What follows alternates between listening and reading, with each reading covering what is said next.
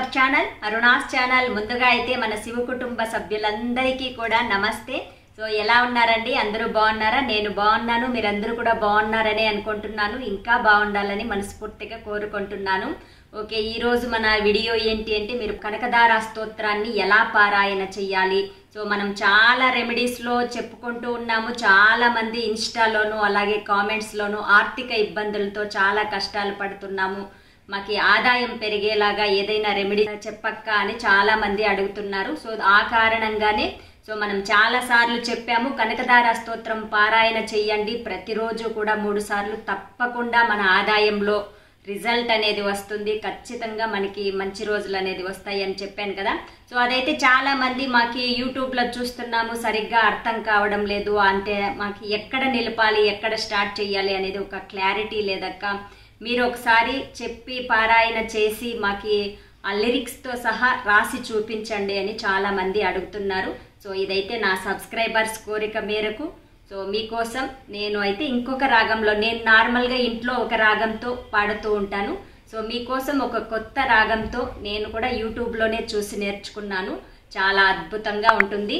So తప్పకుండా ఎవరైనా కూడా ప్రాక్టీస్ అనేది చేస్తే ఒక్క రోజులోనే మనం అద్భుతంగా నేర్చుకోవచ్చు. సో ఈరోజు నేను మీకైతే నార్మల్గా పీడిఎఫ్ కూడా మనం పెట్టొచ్చు. నేను రాసి సంస్కృత పదాలు అనేది కొంతమందికి అర్థం కాకపోవచ్చు, కాబట్టి నేను నార్మల్గా రాసి క్లియర్గా మీకు సో ఎక్కడెక్కడ స్టాప్ చేయాలి, ఎక్కడ స్టార్ట్ చేయాలి, ఎక్కడ ఏ రాగం ఉంచాలి అనేది సో నాకు వచ్చినంతలో మీకు క్లియర్గా చెప్పాననే రాగంతో పాడానని అనుకుంటున్నాను. మీ అందరికీ తప్పకుండా నచ్చుతుందని అనుకుంటున్నాను. సో అలాగే మీకు ఏ లైన్ దగ్గర ఎలా పాడాలి అని దాన్ని చూపిస్తూ నేను పాడాను. సో మీరు ఈజీగా ఎవరైనా నేర్చుకోవచ్చు. సో చదువు రాకుండా ఉన్న వాళ్ళు మేము ఎలా చదువుకోవాలి అనుకునే వాళ్ళందరూ కూడా ప్రతిరోజు 3 times వినండి, ఓకేనా. సో ఈ వీడియోనే కూడా మీరు 3 times విన్నట్లయితే మీరు పూజ చేసుకునే టైంలో ప్రశాంతంగా ఆ వాతావరణంలో ఆ పాటను వింటూ కూడా మీరే పాడినట్లు భావిస్తూ పూజ చేసుకున్నా కూడా ఫలితం అనేది తప్పకుండా వస్తుంది, ఓకేనా.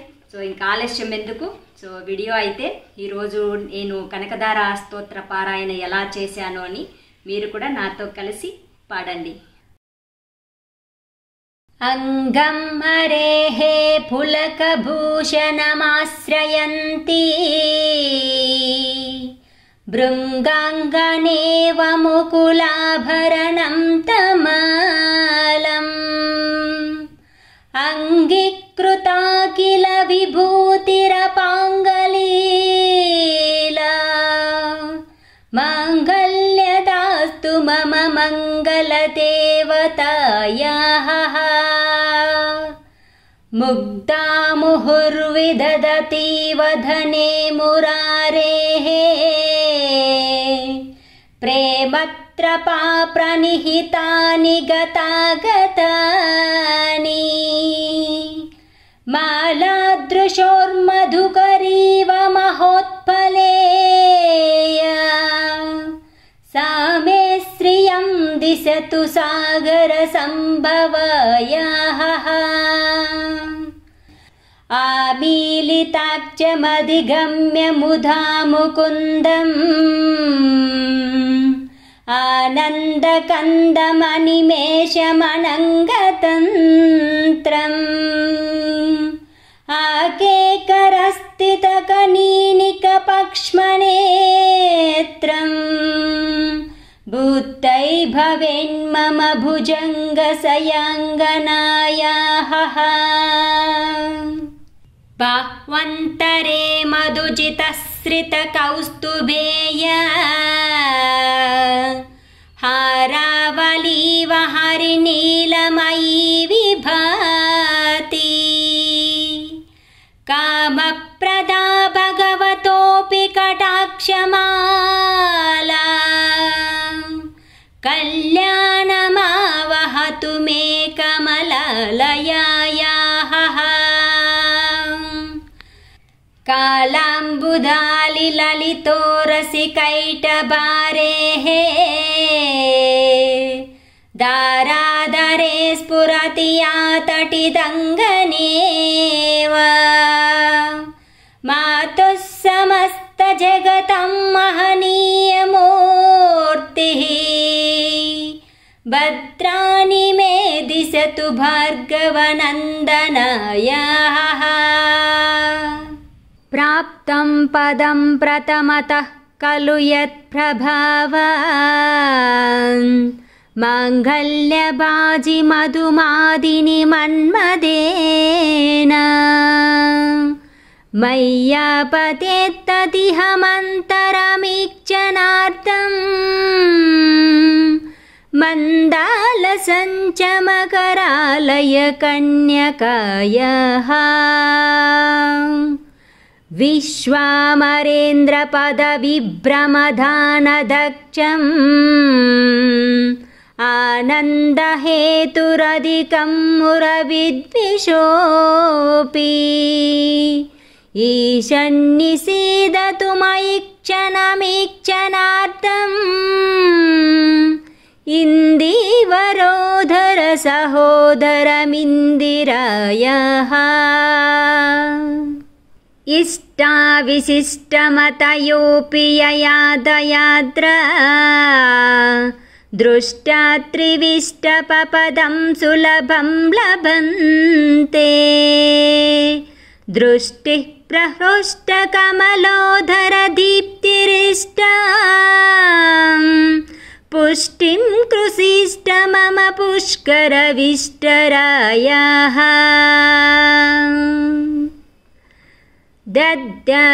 दद्यादयानुपवनो द्रविणाम्बुदाराम् अस्मिन्न किञ्चन विहङ्गशिशौ विशन्ने दुष्कर्म गर्ममपनीय चिराय दूरम्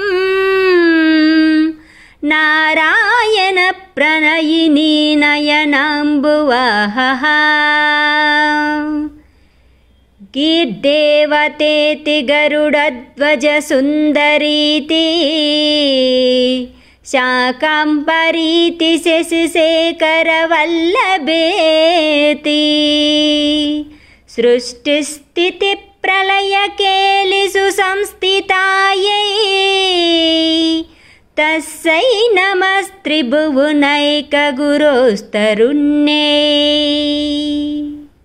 सृष्टै नमोऽस्तु शुभकर्मफलप्रसूत्यै रत्यै नमोऽस्तु रमणीयगुरार्णवायै शक्त्यै नमोऽस्तु शतपत्रनिकेतनायै पुष्ट्यै नमोऽस्तु पुरुषोत्तमवल्लभायै नमोऽस्तु नालीकनिभाननायै